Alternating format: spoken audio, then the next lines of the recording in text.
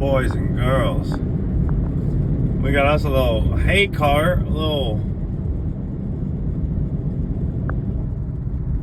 grain cart. Hey, this is over. Thank you, sir. Thank you, ma'am. Old Jebediah Jethro Jankers.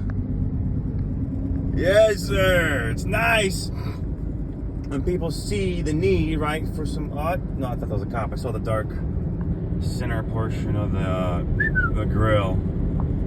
And the Charger boys got those Charger boys. But yeah, where was I going? Oh, the people giving you space, right? It's nice when, like, obviously they saw I was riding the yellow, but instead of, holding their own or, on my lane, because obviously I'm not going to get over in the yellow. That's too far. But, yeah. It's nice when somebody gives you a little bit of that leeway, scoots on over a little bit, and then you can just, ride the yellow, boys! Ride the yellow!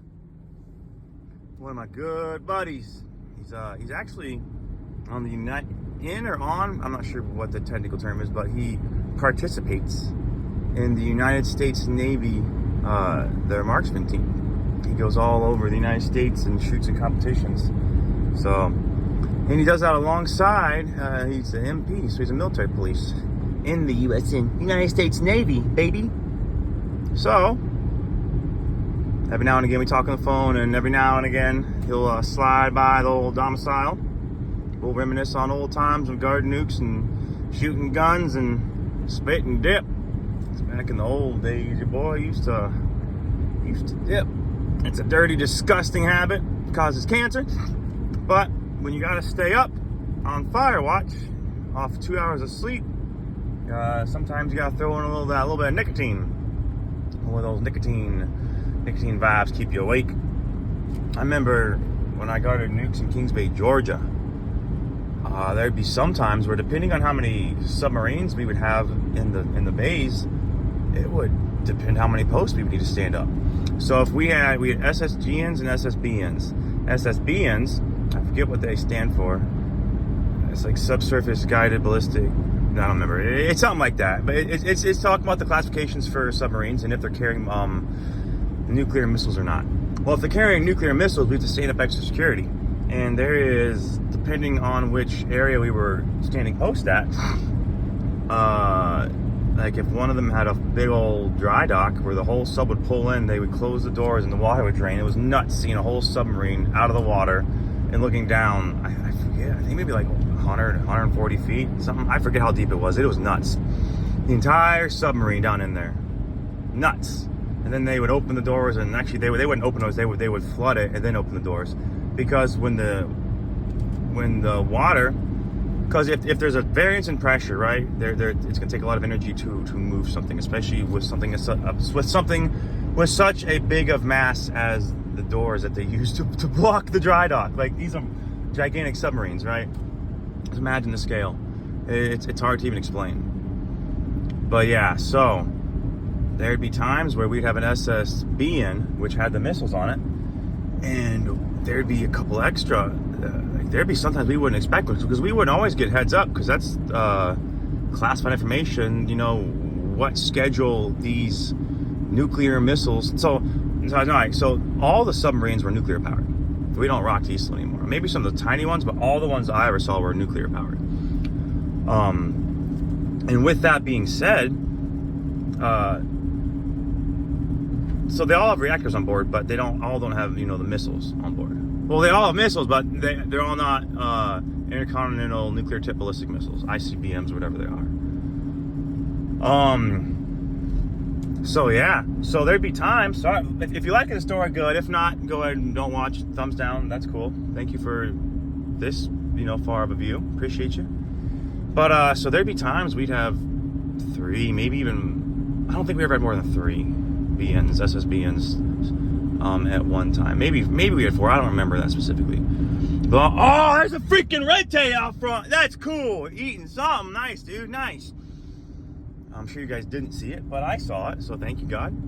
But yeah, so there'd be times where we literally have like 18 hours straight of post. You go from like 6 hours on one gun pit, 6 hours in a truck, to then like 6 hours roving or 6 hours in the dry dock, because if they were doing maintenance, if they had hatches open in the dry dock, we had to do extra stuff, like extra post. If the hatches were open, oh my goodness, I'm remembering all this now. If the hatches were open in the dry dock, we had a crow's nest post, we had the Navy was up there. Oh my goodness, it was a solid amount of security. Coming from like that side of things, like running, you know, Marine Corps security for nuclear missiles, you would need a sizable force, and you would need a determined, highly trained, highly informed force to even contest and even attempt to try to come and get a missile. Because the amount of boys we have on standby, the amount of Marines like on base, how well guarded the missiles are, like the amount of posts we have, the fields of fire. And, guys, I'm telling you, like, Marines, we're no chumps. Like, at least when I was in, maybe the boys are now, because there's no more hazing, and hazing builds tough Marines. Like, at least, you know, good beneficial hazing. There is hazing that serves no purpose, but there's also hazing that makes people tough, and it teaches discipline. And I don't care who you are, that matters, that belongs, and that is needed in a well-trained, well-disciplined unit. There will be hazing. So, hazing, oh, now he's getting over. Okay, good. Where's it going with this? Oh yeah, the amount of, so boys, we would train. I remember, because I was a Bearcat driver, so I drove the Lenco armored vehicles. It's based off, I think it's an F650? I don't remember exactly.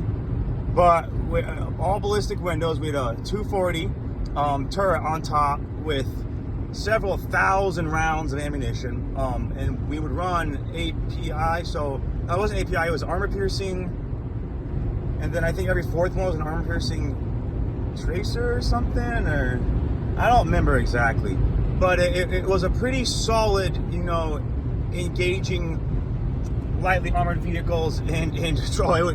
Guys, armor piercing bullets, that's gonna blow through 240 APs. That's gonna blow through plates, ceramic plates. See you later, buddy. See you later. So, that's beautiful with the sunlight poking through. Beautiful. God is good. That's the rays of heaven poking through the clouds, and whenever someone saves, the rings of a bell being or something. I don't know. There's like all these generic phrases for when you see stuff like this. Amber, my wife, said something funny. I forget what it was, but yeah, it was something about angels or heaven or something when you see those rays of light. But yeah, guys, long story short, we were pretty highly trained. Oh, that's what I was gonna talk about. Driving the armored vehicles, right? Birds come in. Don't you come in and hit my window now. Alfred Hitchcock, freaking the birds or whatever it is. Tell them.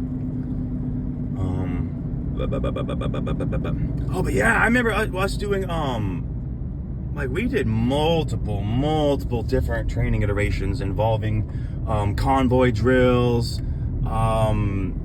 like responding to threats, like various types of threats. Because think, you got like near, far, you have like in every situation it's going to be a little different. I can squeeze on in there, thank you. Obviously you can have similarities in engagements, right? Like controlling rates of fire, calling out ADRACs, like, you know, location, distance.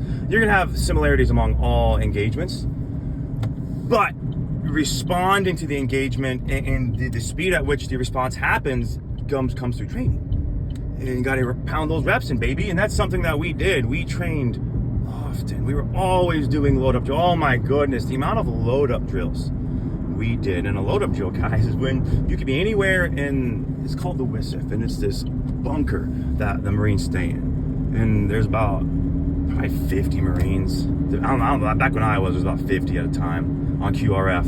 And that's not even on, no, probably like 20 back in the bunker. And then it all depends on how many posts are stood up. It all depends, guys. It all varies. We could have like 30 Marines on QRF and then like 40 out on post if there's a decent amount of They'll get like 50 on QRF. Oh my goodness, they'll get a lot, probably close to 100 on QRF. And that's not even including the boys who aren't even gunned up. Like the guys who are out on Liberty, the guys who are, like I say, not on post and not back in the restricted zone. Because there's all sorts of zones and oh my goodness. It's guys, if you think you want to steal a nuclear missile, like, go ahead and try. Good luck. Good luck.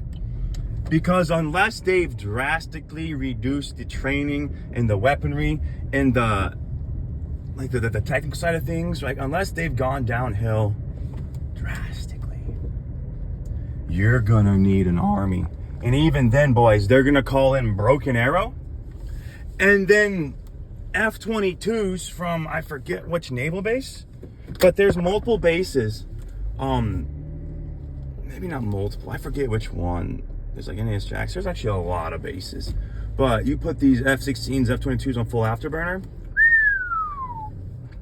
Yeah. And then Broken Arrow is when they just come and bomb the whole place because they're not going to let nukes go. So yeah. So if you manage to fight through all the Marines and machine guns and Navy. Oh, well, don't forget, we got Navy teams as well. Like there's Navy boys out on boats. There's actually SEALs that do, and Dolphins. They have Dolphin train teams that do stuff and look for it. So good luck. That's all I say. Good luck.